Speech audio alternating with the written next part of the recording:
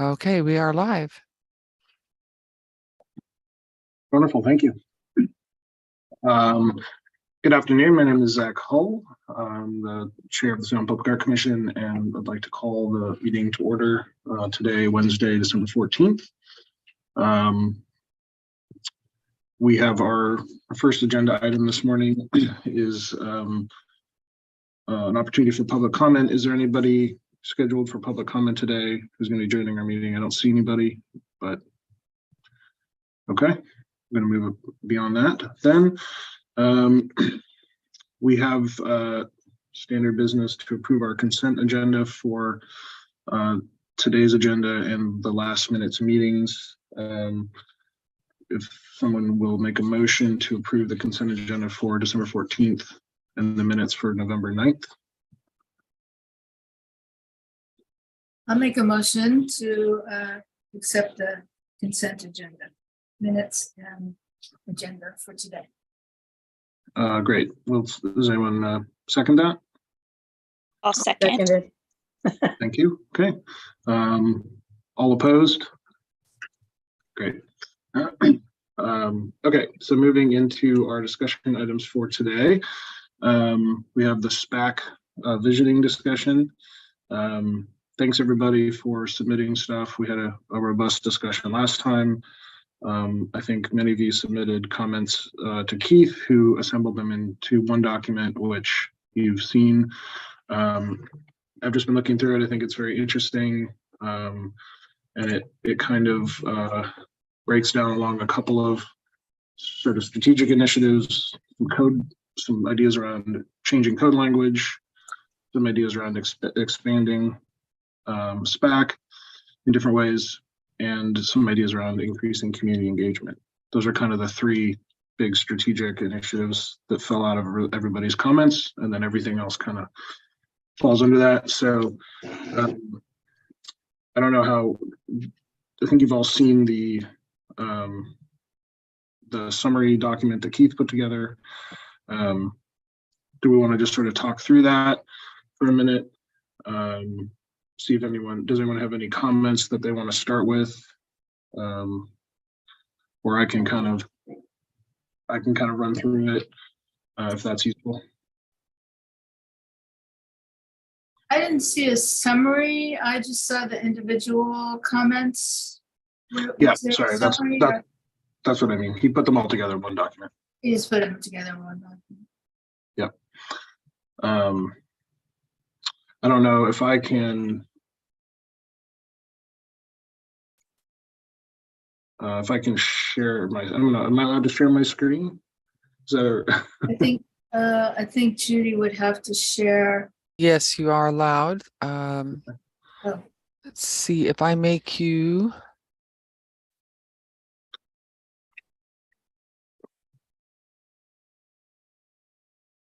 Make you a co-host. Now you should be able to share your screen. So let me know if you can see this. This is just a format that I'm used to thinking in. This doesn't mean anything other than organizationally. But this is how I what I saw falling out of these different, there's lots of detail, but I just thought this might be an easy way to kind of orient us around all the ideas that people had. This top one is from last week. Something I'm interested in doing is seeing if there's opportunities to expand code language to include a broader definition of improvement. We had, sorry, I'm having a hard time seeing. Spencer had suggested that we look at other cities to see how they are incentivizing developers to include public artwork in their designs by giving what I guess might amount to kind of give backs on certain design requirements if they include public art in the construction process, which I thought was interesting.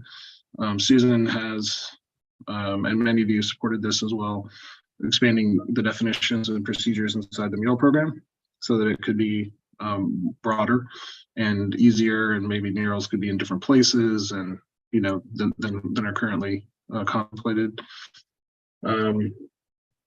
So then we have this sort of expanding SPAC, which has sort of two pieces that I saw.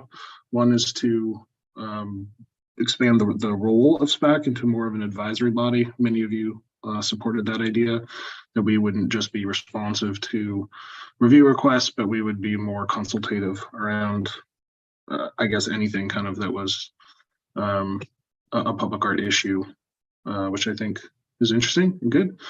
And then Susan had suggested expanding the commission itself, the number of people potentially, or the types of people, to include sort of other leaders in the arts community.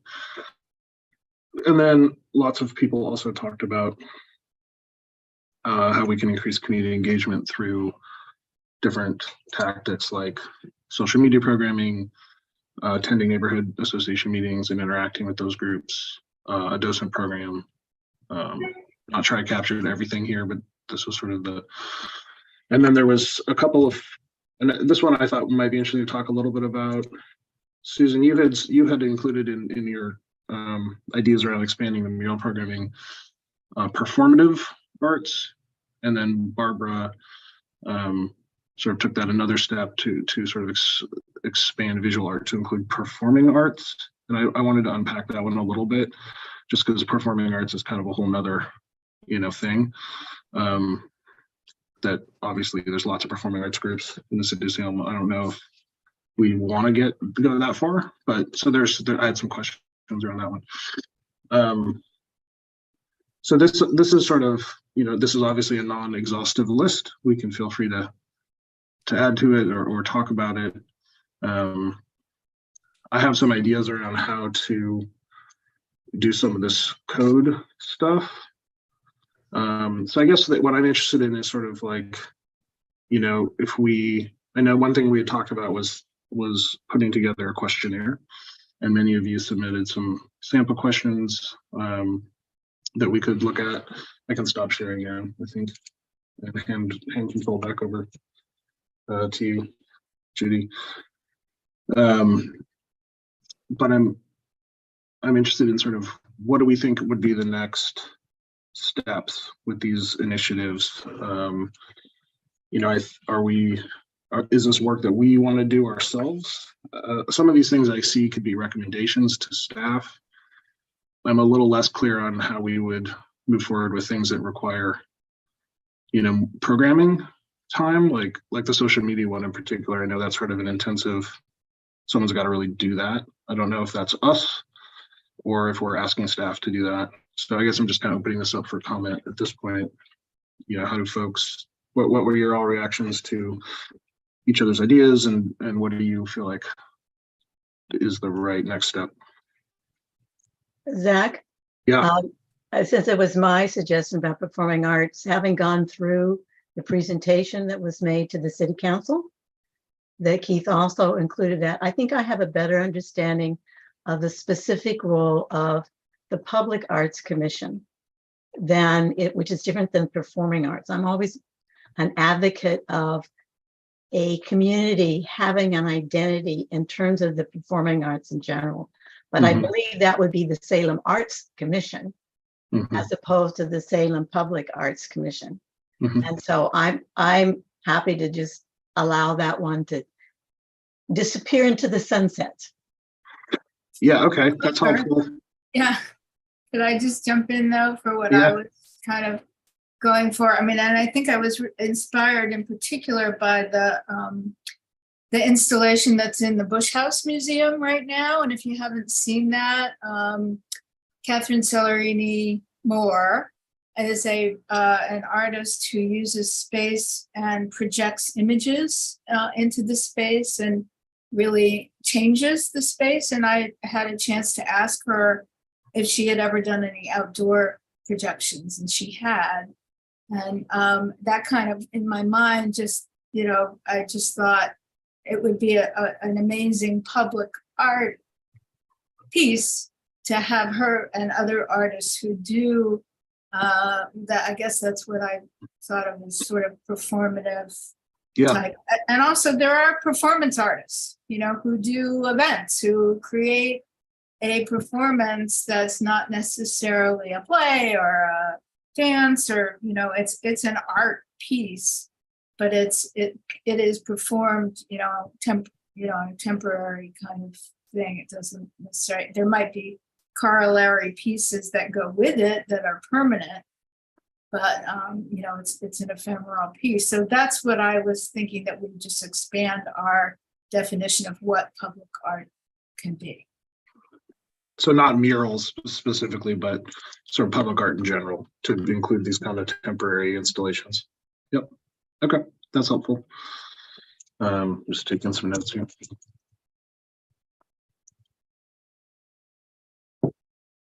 And about the expanding the you know, the who's on the commission, I'm not sure, you know, I'm kind of naive about this stuff, that I'm not sure who is allowed on the commission. Whether, if it was pointed out to me that if someone from an arts organization in Salem gets money from the city, that it might be considered a conflict of interest if they would be on a commission. So I don't know, you know, in the rules and regulations how that would work. And I don't know if there would be like a non-voting position in that case, that they wouldn't, you know, or they would accuse themselves or something like that. So that would be kind of a question for staff, you know, who really would be allowed to be on the commission and not be allowed to be on the commission. Yeah, I guess I don't know either. You know, right now there are these different, each sort of commissioner is sitting on top of a definition of sort of skill sets and backgrounds, that was, you know, presumably put together by staff and council. So I think we would probably need to explore with staff whether there was an opportunity to create another definition, or if, you know, if those definitions are already broad enough to include people in these other organizations, you know. So are you interested in having it be kind of organization based, or just trying to get people who are involved in the Hallie Ford or OASF to also, you know, be a serving commissioner? I think my thinking was to have people who are really on the pulse of the art community and what's going on, more than, you know, than some of us might be. I mean, we all have our own connections to Salem and to the art community in Salem, but the people who work for these major organizations, or have worked or whatever, really, they know, you know, they know the history, they know the connections, they know the artists, they know what's going on. And that I think it would be beneficial for the Arts Commission to have people like that. And I just wanted to point out, I sort of forgot one word in my, you know, in my whole little kind of spewing of all these ideas, and it was facilitate. I really think that we could be facilitators for artists and programs and you know, things that are happening that are related to public art in the community, that we could be the clearinghouse for, or the facilitator, so that, like, as a go between the city and the community. Do we have a listing of all the galleries that exist within Salem, from you know, the Bush one in Bush Farm? Was it the Bush Art Farm? I'm always getting Salem Art Association. Well, yeah, the Salem Art Association and Hallie Ford and Salem on the Edge and the Elsinore. And I mean, I think having an understanding about who those are, and then trying to think about how we might have a conversation with them that would actually expand our own knowledge about what's going on. I don't know if that's them being part of a commission, or just finding another avenue for conversation. So I'm going to add maybe gallery and arts professionals outreach to the community engagement part of our thinking. Yeah. whether that's them becoming commission members officially or us finding a path, building a pathway to kind of reach out to those folks when we have questions or need it, or or are trying to more regularly inform them about what we're doing, or vice versa. To your point, Susan, about being a facilitator, maybe we try to have more regular communication that's a little bit more formalized with some of those organizations. So it sounds like I think there's some things we could ask staff to look into for us. And then I think there's some things that we might need to think a little bit more about. I don't know if staff has the bandwidth to be doing social media posting. I don't know, maybe they do, but they would certainly need content probably from us. So I think that would need to be sort of like, we would ask every commissioner to submit content on a regular basis, maybe to Keith, who would then publish it through the city's channel. I guess is that kind of what you were thinking, Susan? Not that we as individuals are going to have social media accounts or that we're going to establish a private account, but it's going to be a city account where content gets funneled from us or these other organizations if we're good at our outreach initiatives. And so that would be, we could think of that as sort of the end point of some of this community engagement. So we go meet with a neighborhood association, we learn something, and we come back and we summarize it and we get it to Keith, right? So that he can make a post out of it or something like that, so that we're connecting the dots through, or we go meet with Salem Art Association, or we learn about something at Salem on the Edge, or whatever. But there's a way of trying to be this clearinghouse. I don't know I was thinking, oh, sorry. Yeah, good. I was thinking more that it would be kind of letting people know what we're doing. So, like with the new,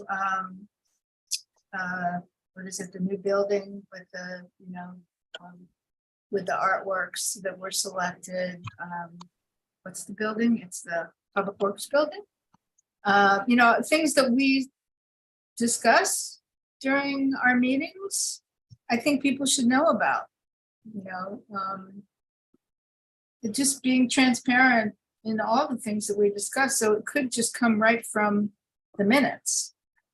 So I think Keith might be able to figure out exactly what would be considered interesting news for people, and if not, we could advise him. But rather than doing it, other organizations do a great job of posting for themselves.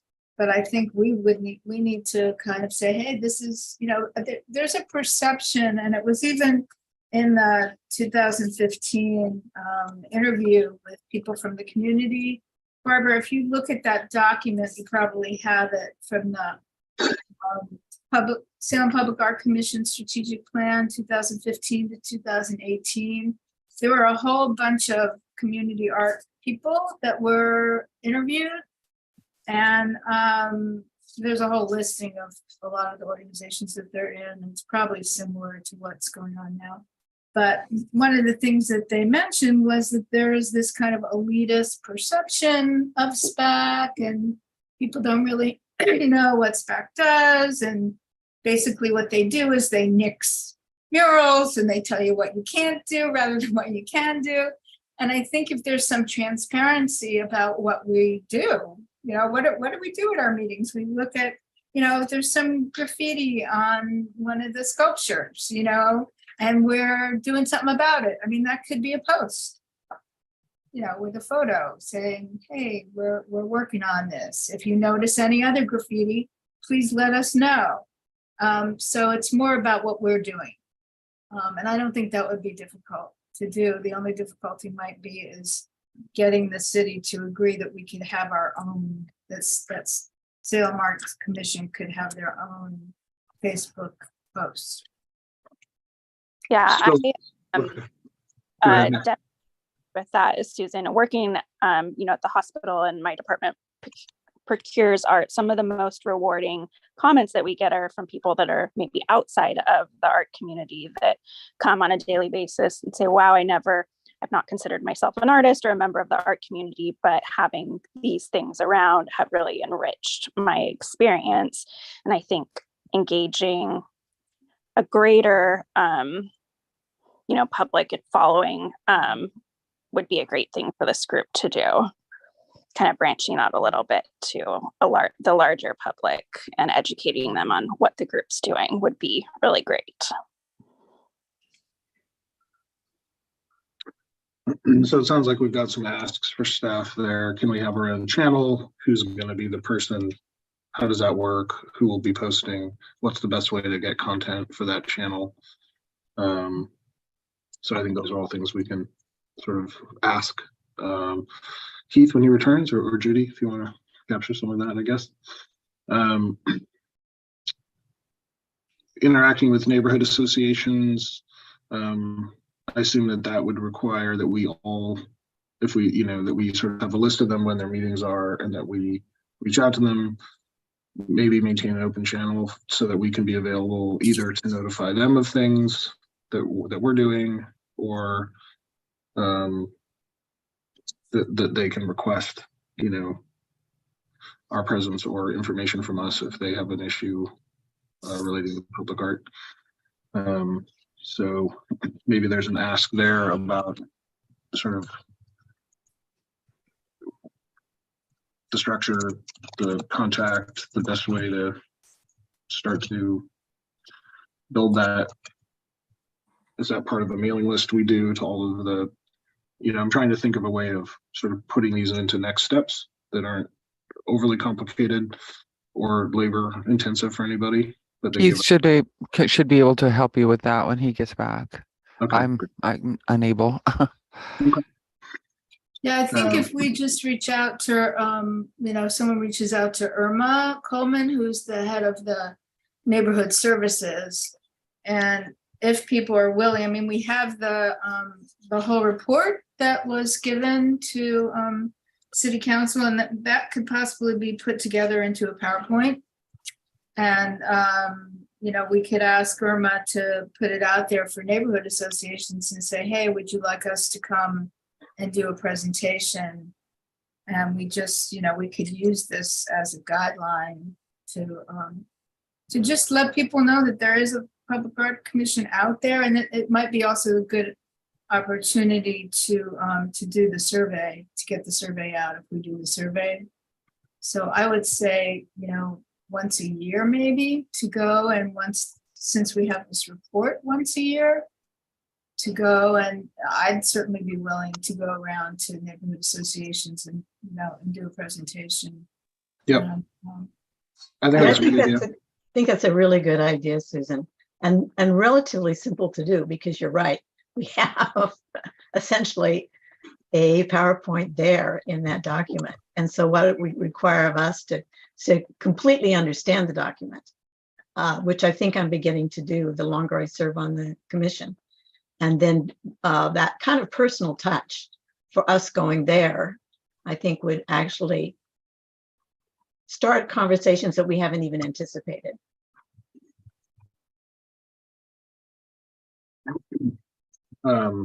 Great.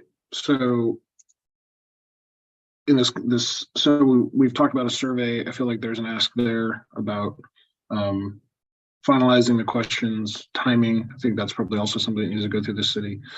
Who is that going to? Do we have the list? Does the city have a list of, is it everybody in the city? I don't know. Do we want to talk, more about focusing that or finalizing that? I don't think we necessarily have to do that in this meeting, but I think there's some information we need there about sort of what's the tool and how does the city do that, and who are their lists, and are those considerations that we should think about as we finalize the questions. For the gallery and the sort of professional outreach, I feel like that's a list building exercise as well, though probably not on the city's part. That might be something we need to do internally. I don't know if somebody wants to sort of champion that task. They don't have to do all the work, but I'm sort of putting together, who is the list of other organizations that we want to be in contact with.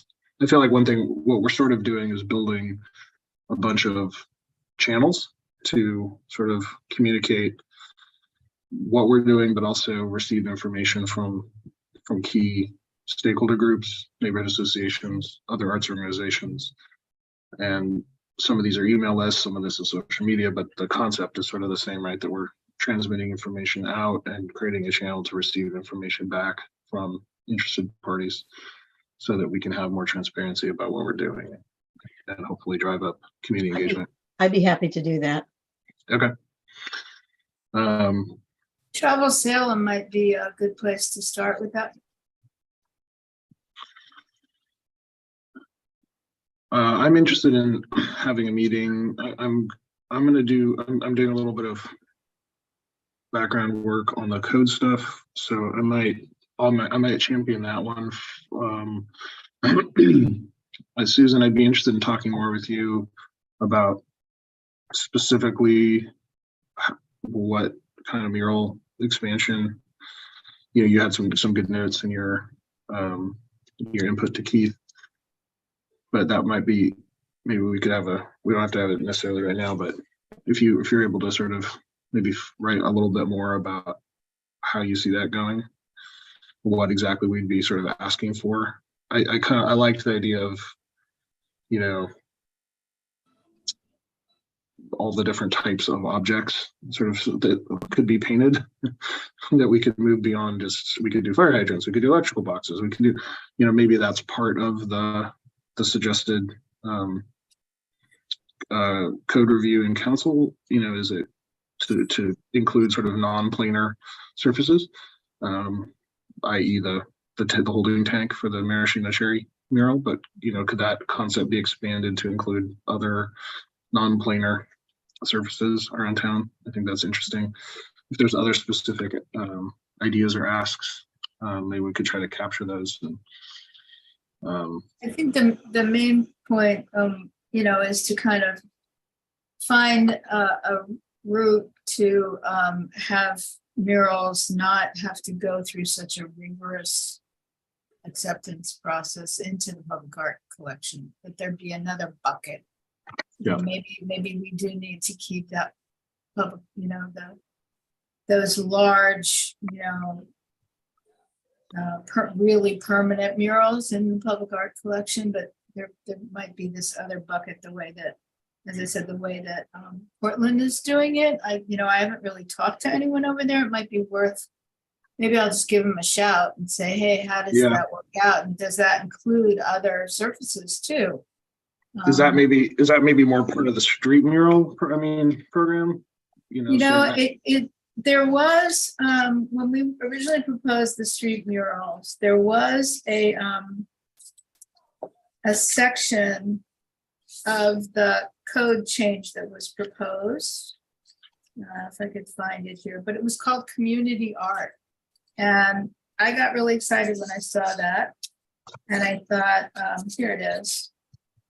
And it says community art. The council recognizes the desire by the community to install public works of art produced by artists and non-artists alike that are not eligible for public art designation as defined by section 1510. Community art projects will typically be ephemeral in nature and shall not be eligible for city funding. City support for community art projects may, however, include in-kind staff services and fee waivers where appropriate. And that was nixed. And what we ended up with was just a very specific code change to street murals. So when I asked about that community art bucket, I was just told, oh, we're not doing that because we want to make sure that you can do the street painting by July 4th. So I didn't really get a straight answer about why that was taken out and what that really, who put it in, as a consideration, and what it would have meant for Salem. So I'd like to kind of come back to that if I could with staff or whoever it was that initially put that in. and find out what it is that they had in mind, and maybe it's something that can be, crafted in a way that could allow for other, other art projects, other murals, things like that. Or I guess things outside of murals too, right? Just sort of Exactly. this, Right. this bucket of community art or temporary, or it's the sort of, maybe it's this whole other thing that we want to start talking about. Right. Okay.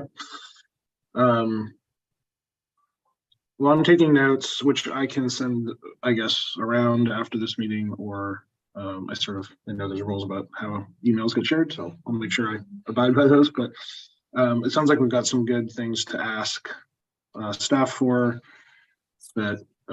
clarity about. Barbara, thank you, has volunteered to start crafting this sort of other arts groups list. So does anyone else have sort of comments, questions, or more to talk about right now on the visioning? Or should we move down the agenda?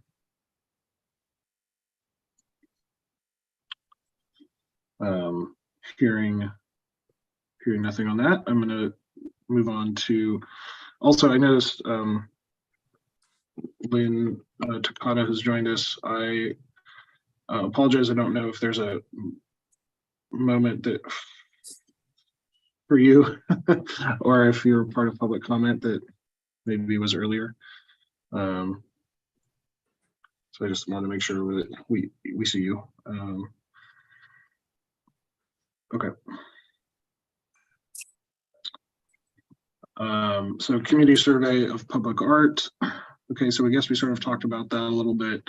So we have a list of questions. I guess that's kind of part of the ask back to staff is, what's the best way to finalize this? What tools, what list, what's a good date? When should we look to doing this? Or I suppose we could start the other way around and say, when are we looking to do this? And what's the best way? Does anyone have thoughts on when we would like to get a survey out? Maybe after the holidays, when people are not consumed with families and gifts and schedules, vacations and stuff. Yeah, maybe by by the end of January or something, so, or even beginning of February, so we can start going around to neighborhood associations when they start meeting again. And I think they send out, the city does send out, I don't know if everybody gets it, but it's a regular email that they send out with things about going on, and including arts things. And I don't, it depends on how somebody has to create the survey, and I don't know what they use, Survey Monkey or something. And then they just usually put a link, because they've had other surveys. They've had neighborhood association surveys and things like that. And it's just a link in the email that goes out to people that sign up for it. So, I think I would imagine that's probably how they would want to do it. But then we could also, when we go to the neighborhood associations, and we could also be advocates for it and just let people know it's out there. Okay. So maybe I agree with that. End of January, early February, sort of getting ahead of spring a little bit. Excuse me. I came back from a trip to New York last week with a cold. I guess in their intervening weeks, if anyone has additional questions that they want to have sort of considered, please submit them to Keith. He's tracking the questions we have so far. So we've got some time to look at those and finalize them. Maybe by next meeting, we'll try to, take another step forward on that one. Susan, you had listed next on the agenda the city mural program review, general discussion. Do you want to speak to that? I think that was just, my initial, a couple meetings ago, wanting to expand the mural program. So I think we're already talking about that in the visioning discussion. So I think that can actually be taken off. I guess it was just a kind of a remnant of the last agenda, but Yeah. I don't see anything more unless people have something more to say than what we've been discussing with the visioning. Okay, yeah, I think we did talk about it, so. Collection management system for the city's art collection. That was something I had put on a couple meetings ago. I have just mentioned it because it's something that, you know, I engage with a lot in the business side of my life. And I didn't know if the city has a collection management system, needs one, wants one. It is definitely something that I am an advocate of, whatever system ends up being used, because it allows for tracking of the artwork and a certain amount of transparency about what's in the collection and where it is, so it can be found and seen. I think it's sort of part of the vision of accessibility, is that we know what's in the collection, where it's located in the city. So I guess that's just sort of an ask back to staff too, which is, you know, how are you doing this now? Can we look at some systems? You know, I've scanned lots of those systems, so I'm aware of some of what they are. We could talk about that.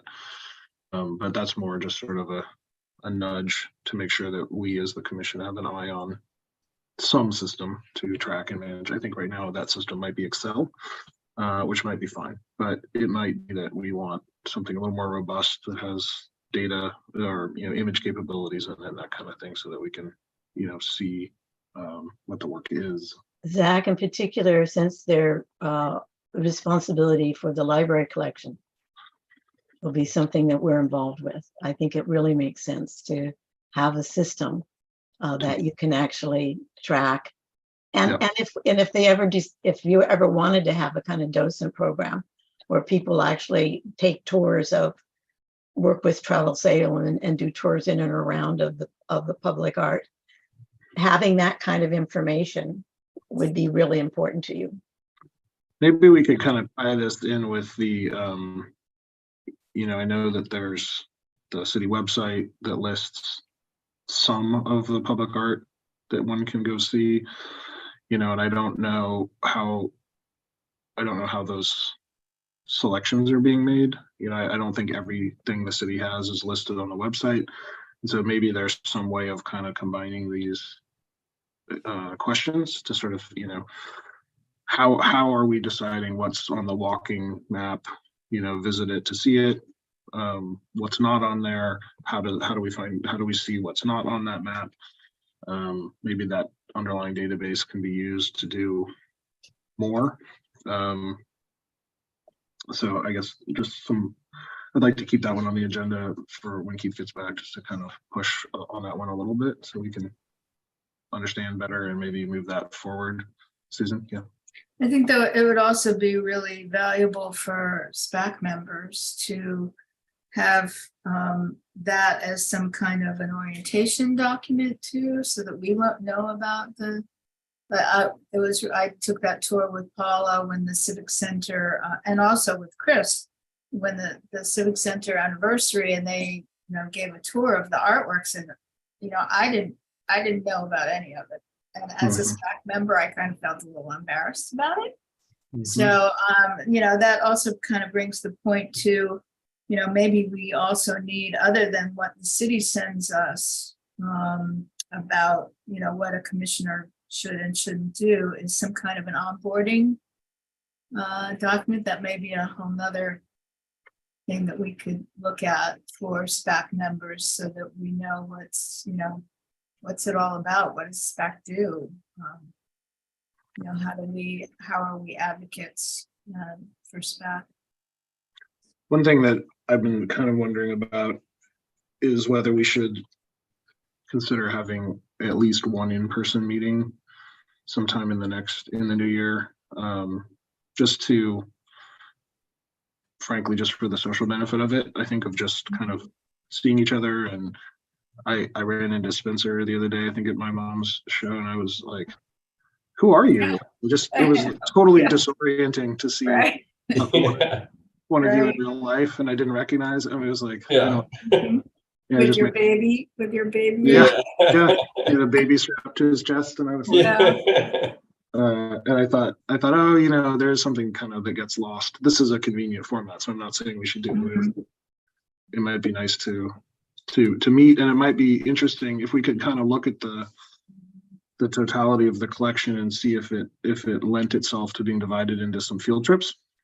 Where we could maybe go and see some chunk of it, and then a couple times a year, I don't know, go see another chunk of it. Again, maybe an opportunity to have an in-person meeting that overlapped with the field trip, and we looked at some of the collections, saw some of the work, talked about it. I think that would be interesting for us, and sort of keep us engaged. Mhm. So maybe we can ask Keith about, what's the policy on getting together in person right now? Is there a room? Is there a place? And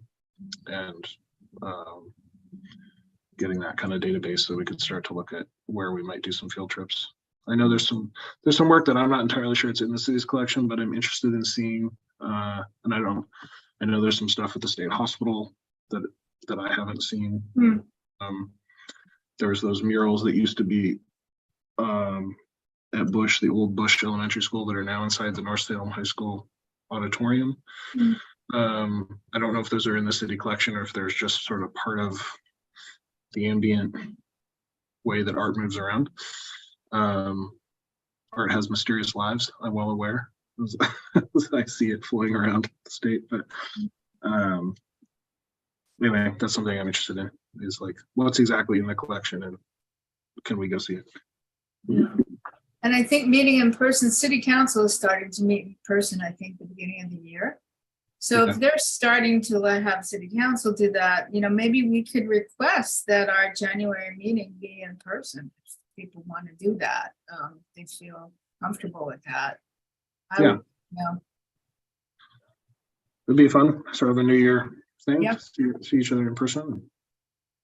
I'll bring some cookies or something. We can. Yeah. Eggnog. Okay.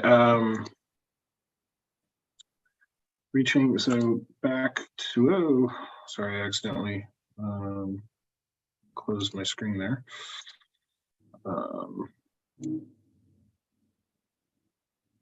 Now I don't seem to be able to open it back up again. Front Street mural. Front Street mural.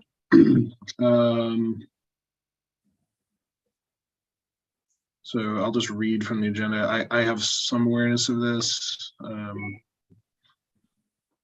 I think that there was some comments submitted prior to. So last meeting there was going to be public comment on this, and there were some comments were submitted in writing, and I think that following those comments, they withdrew their application for this mural at this time. So I guess there's not much more to say about that right now. This is the kind of thing, though, I'm sorry to interrupt, Zach, that there's a lot of discussion going on about this mural now around town. I mean, people have been talking to me about it outside of the commission, and there's been a letter from the artist. There was a letter from, only one letter that I saw from someone in the community who objected to the content of the mural being where it is. I mean, there's discussion about it, and even with other things that have been, like the mural with the Iwo Jima mural and all that, we weren't allowed to discuss that until it was brought to us whether to accept it or reject it. And I'm wondering whether there's any avenue for us to be able to discuss and advise, I guess it's something that we've been talking about, on things like this, and say how we feel about it as commissioners and as artists and people and, members of the community. Because I like that mural. I'm fine with it, so am I allowed to say that? I don't know. But I think that there's this almost like this shroud of secrecy until it comes in front of us, that I think, I don't feel comfortable with. So I just want to put that out there about this. I mean, there is a lot of discussion going on, and the fact that we're not allowed to contribute, it seems weird.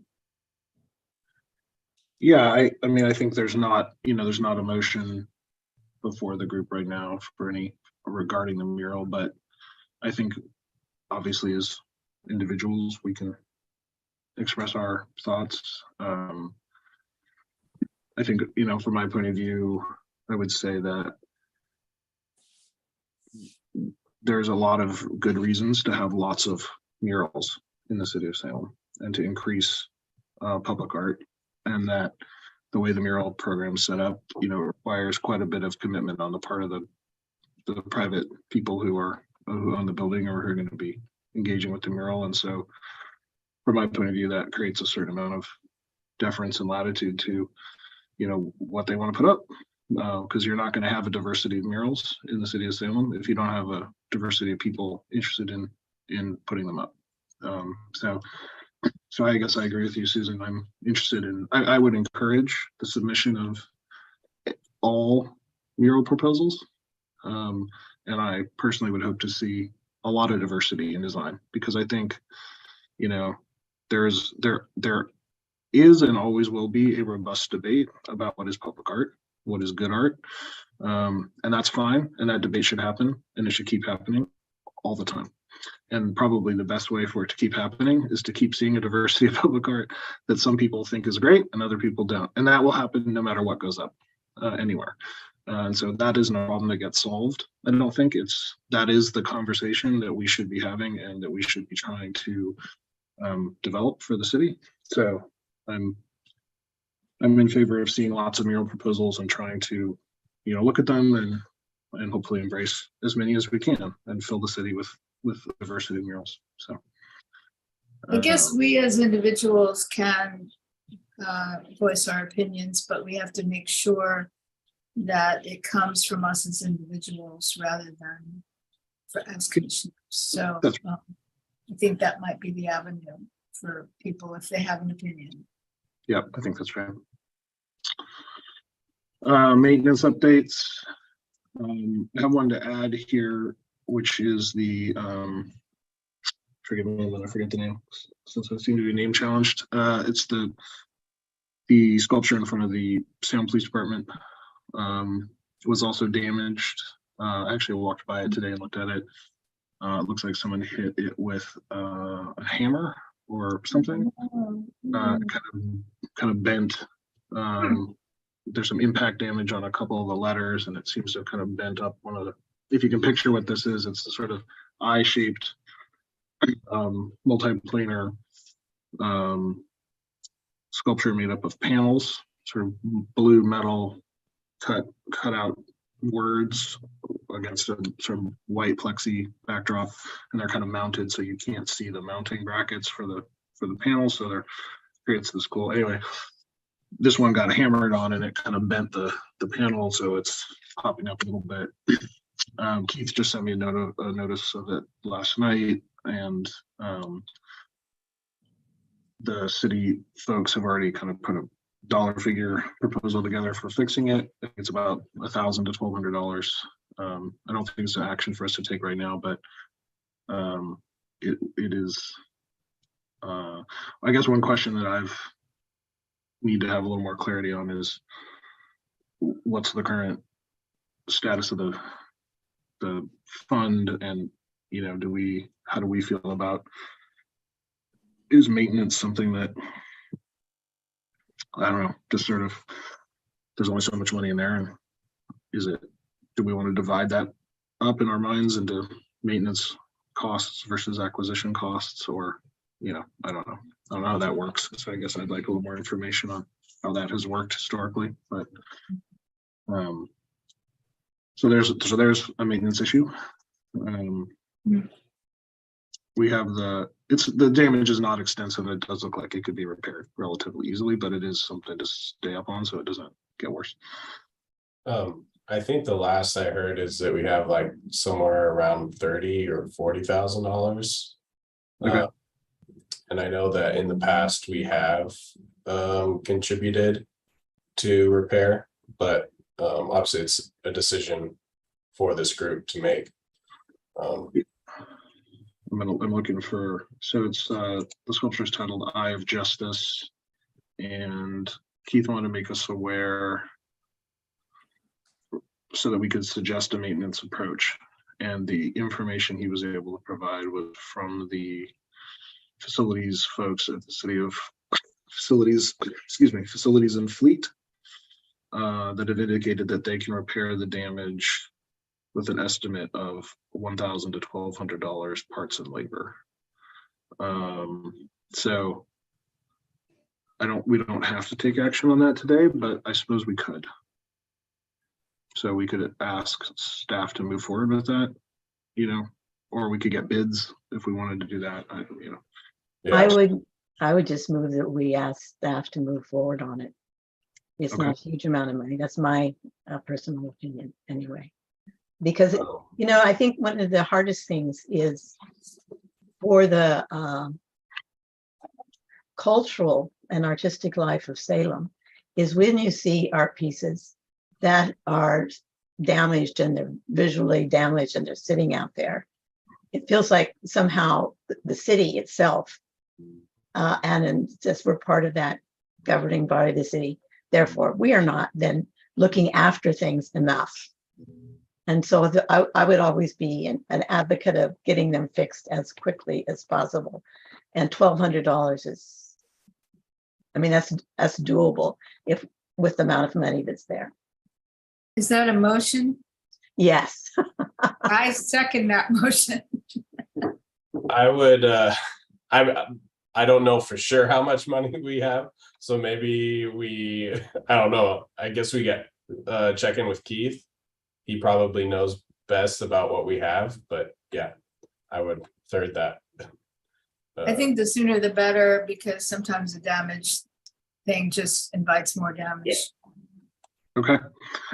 So there's a motion to move forward with repairing that piece for the estimated price of $1,200, provided that we have sufficient funding. Yeah. All in favor of that? Yeah. Aye. Okay. So next on maintenance updates, the Waldo stewards. Apparently the attempt to remove the graffiti was not successful. Keith contacted the muralist, Blaine Fontana. I saw the email chain and he said he would just recommend touching it up with the paint that he still has, though he notes it will not match exactly due to sun fade issues. I guess, I don't know if you're ever going to be able to solve that issue of exactly getting your paint to match. So for the same reasons, I guess, trying to get the graffiti covered over and the mural repaired with the original paint by the muralist is probably the right course of action. So I support that. I don't know if we need to make a motion on that or just sort of follow up with Keith and ask the muralist to do it. I don't know. Does anyone have any objection to that? No, but is he asking for payment to do that? I don't believe so, but that's where my information stops. There was no discussion of payment in there. I don't know how extensive the graffiti is. I got the impression it wasn't that extensive and that it was sort of that, but so I think we need some clarification on there. What's the scope of work? Is there a cost associated with it? But he also mentioned that the anti-graffiti, whatever they buy afterward, that the city didn't use the one that he recommended, and that the one that he recommended really you could clean off really easily. So I would also recommend that we ask staff to look into that so that he doesn't have to keep repainting it, that maybe there's some way to cover it coat it at this point with whatever it is, and that maybe in the future for other murals to look into whatever it was that he recommended. Eddie, I don't know do you know anything about those kind of coatings? Can you guys hear me? Yep. Yeah. Yeah, there's some that just kind of like seal it, but they're more like rubbery, I guess you could say. And it's almost like gives it like an epoxy type of feel to the wall, but just not too exaggerated, so that if anything goes along the surface, it'll be pretty easy to clean off with a rag. But it just depends on like how many coats you do it. For like I know a lot of the murals in Portland, they have like at least 2 or 3 coats of it. So it just depends. And then with this one, it might be a little bit too late because you kind of over the years you're gonna want it to match the already faded colors. I know that sounds kind of weird, but when he touches it up, it's gonna look like a really fresh area of the mural. And then the rest of it's gonna look a little bit sun bleached. So it's gonna maybe take like a year or something for it to match. But I guess putting on a coat for just that bottom section or something might help, because I don't think anybody's gonna tag like the top of it or something unless it's just like they're trying to make a point. But yeah, the at least the part that from like the ground to like 6 feet, it'd be nice for it to have like a coating of the stuff that he recommends, because that's probably the spots that's gonna get hit the most. I wonder if you could mix the colors to kind of match better, maybe just not use it straight from the can and kind of add a little white to it or something to match. I don't know. Could ask him if he could do that. Pre-fade it.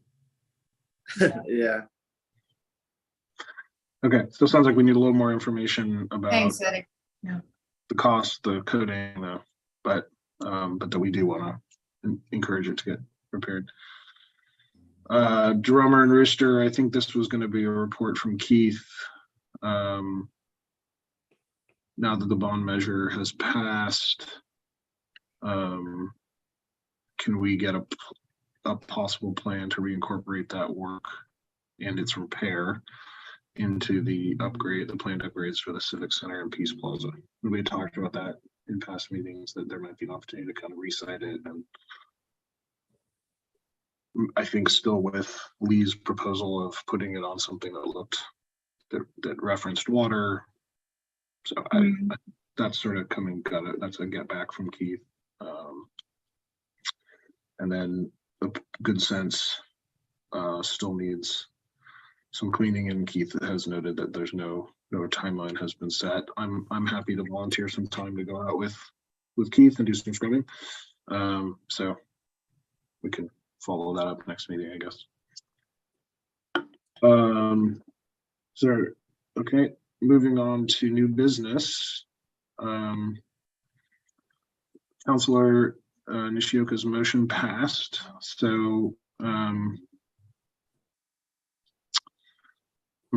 just read from the agenda for a minute. The City Council instructs staff to determine whether amendments to the Salem revised code are necessary to allow public murals on structures other than the wall of the building. This is kind of what we spoke a little bit about earlier.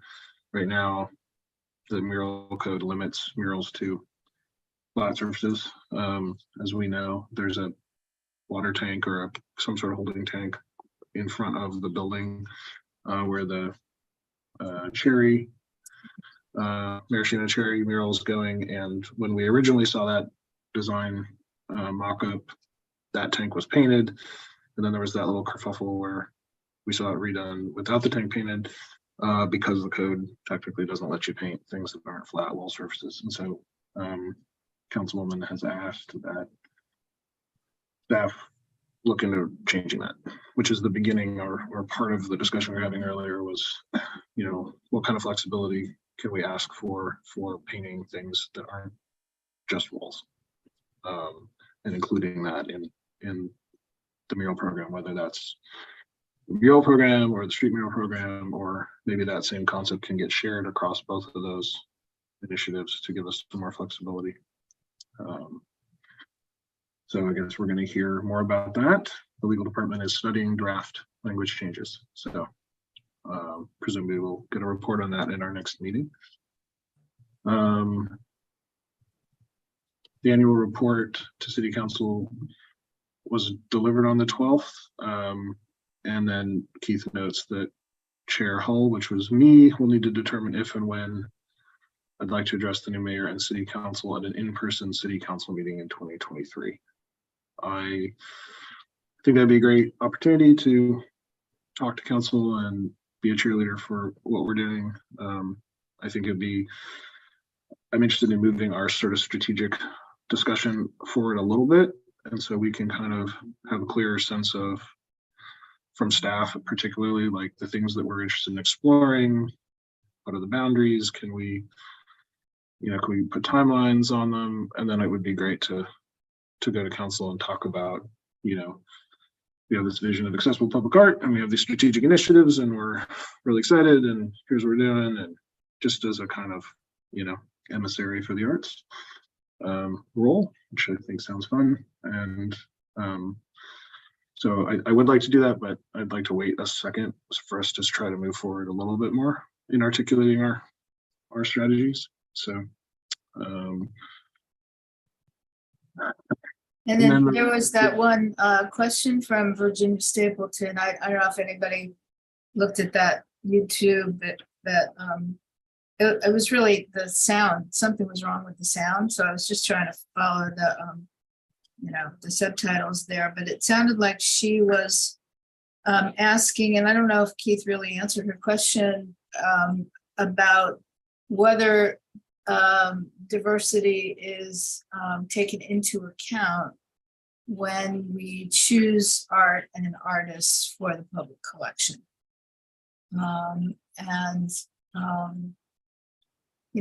don't really know the answer to that. I don't know if he knew the answer to that. I think he mentioned that we do favor local artists and Oregon artists, Pacific Northwest artists, but I think her idea of diversity was different than just those categories. So it might be something that we could look at. Yeah, I think that's a good idea. I think diversity is for sure part of the vision of accessibility. I'd be interested in knowing like how we solicit, how does the city solicit RFPs? Because I guess that's probably, or something like that is probably the process, that there's a proposal sent out and then it's responded to by interested artists. And then we look at those designs, but who is that going to? How broadly is that disseminated? That might be one way of trying to get at diversity, is making sure that those proposals are published broadly enough in communities that might not ordinarily see them. So yeah, I agree. I'd like to look into that. Kirk and Andy, there's an email. I haven't actually seen this email, so I'm not sure what this one is. Kirk and Andy Nord seeking interested communities for painting puzzles. Does anyone know more about what this item is? Hi, Commissioner Hall. This is Keith Bondogwood. Hi, Keith. Oh, hey, Keith. How are you? Hi, I just landed. I'm in transit. I'm doing well. I'm sorry I couldn't get on earlier. No problem. But that was an email. Yeah, that item on the agenda was an email I received. It looks like a solicitation for a painter to do a puzzle for the city of Salem as like a fundraiser. But I wanted to pass that on to you all for your consideration before this gets regarded. Okay. And is that, have I just missed it? Is that in my, did you pass that email along somewhere? It's in the packet that I sent with the agenda or the follow-up materials. I see it. Yeah. I did miss it. It was, sorry, it's not at the bottom. Yeah, I saw it. I don't know if other people did, and it seems like a real commercial enterprise where they want to sell the idea and the puzzle, and I'm not sure it's appropriate for this body to address that. My suggestion is the council can take, or the commission can take action like they did similarly to a sculpture that was presented to us for purchase. And I think that would be appropriate in this situation. Yeah. And remind me, I remember that situation that we declined to pursue that. is that, do we need to make a motion on that, or do we just decline? You can just decline and I'll put it in the notes for the record. What we did last time we rejected a solicitation was referred to that the commission was bound specifically to just purchasing or acquiring through the Center for Art or for other items that they chose, not necessarily was solicited for sale. I'm capturing about 90% of what you're saying, but I think, I apologize. but I think I understand what you're saying, that we purchase things for the city through the percent for art, and that we don't really accept commercial solicitations, right? Is that Correct. kind of, yeah, I support that response. Does anyone have any comment or objection to declining this offer? Okay. You could direct them to Travel Salem. They might be interested in finding That's a something good like that. idea, Susan. That's an excellent idea. Okay. Sorry, I missed that. It was down at the bottom and I didn't see it.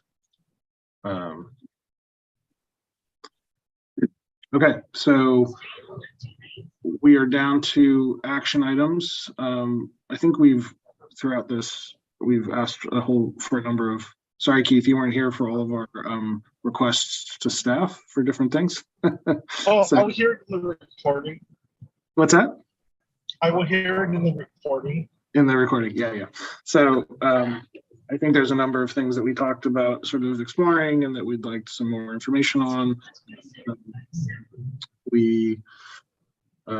So I don't know if there are any other action items besides the stuff we've already talked about. Does anyone have anything else that they want to bring up under that? Susan?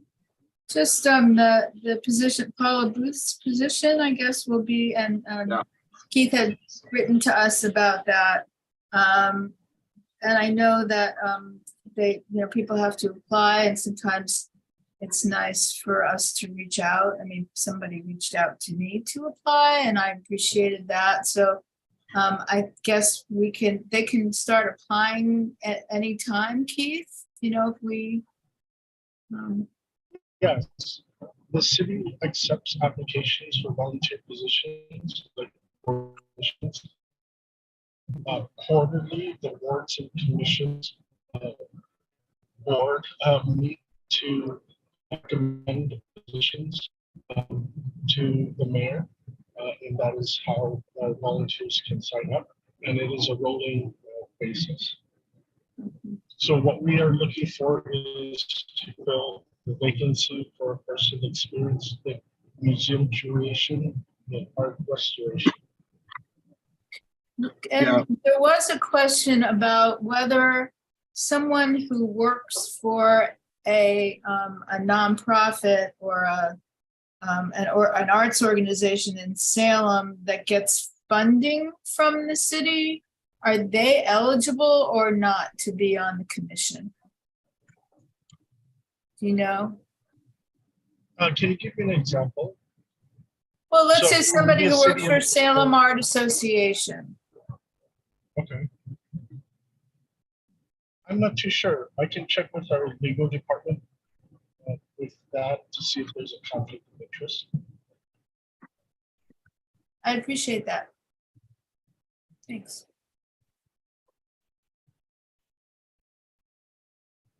So, and just to reiterate what Keith said, so yes, we should all be thinking of other people who might be a good fit for SPAC. And as we talked a little bit about earlier, there are different, and maybe Keith, we can send around the buckets again of sort of the descriptions for all the different qualifications for the different commissioners. So there are commissioners, but they're sort of, each commissioner is representing a slightly different skill set. Yes. And Paula Booth's, as you noted, Keith, are the qualifications were someone experienced in museum curation, art restoration, or art appraisal.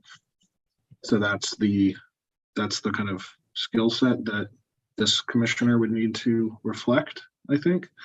So if you can think of somebody in your circles who has those qualifications, and encourage them to apply.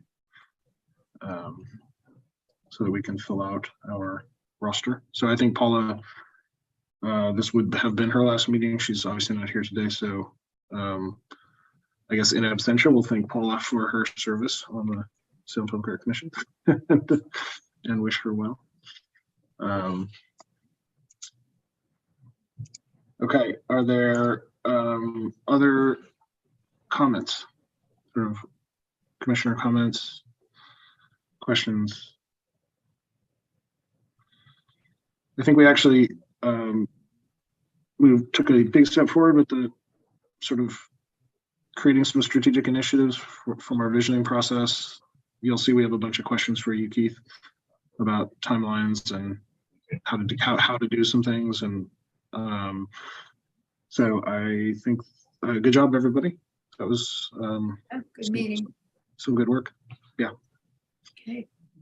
See you next year, everybody. Yeah. Happy holidays. Happy Yeah, holidays. holidays. Yeah. If no one has anything else, I'm going to adjourn this meeting and we'll have our next meeting on January 11th. Okay, Okay. Okay. thank you. Thank you, Maybe everyone. in very much, person. everyone. See you then. Maybe in Yeah, person yes. Yeah. Yes, bye-bye. after the Take care. Bye.